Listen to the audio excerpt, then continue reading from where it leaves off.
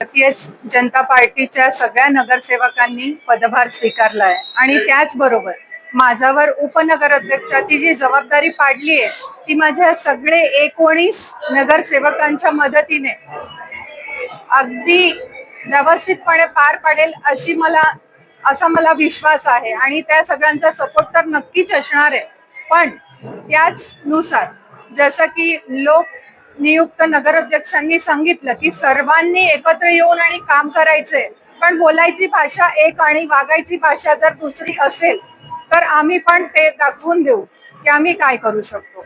शेवटी जनतेने आम्हाला कौल दिलाय, आम्हाला निवडून दिलंय। शहादा शहराला आम्हाला सुंदर आणि स्वच्छ करायचंच आहे, पण ज्याप्रमाणे ते सांगतात की ठराव यायला पाहिजे आणि नंतर मंजूर होणार आहे, तर सगळ्या पदाधिकाऱ्यांनी तो ठराव द्यायला पाहिजे काहीही करताना।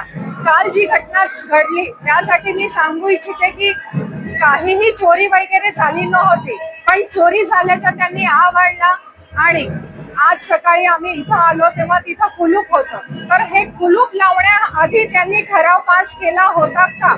कुलूप लावण्याचा अधिकार नगराध्यक्षांना असतो की इथल्या कर्मचाऱ्यांना असतो की अधिकाऱ्यांना असतो, असा माझा प्रश्न त्यांच्यासाठी आहे। आणि सगळेच जनतेला, अधिकाऱ्यांना मी ग्वाही देते की त्यांनी जे काम आम्हा सर्व बांधवांना सोपवलं आहे ते आम्ही नक्कीच पार पाडू। धन्यवाद। जय श्रीराम, वंदे मातरम।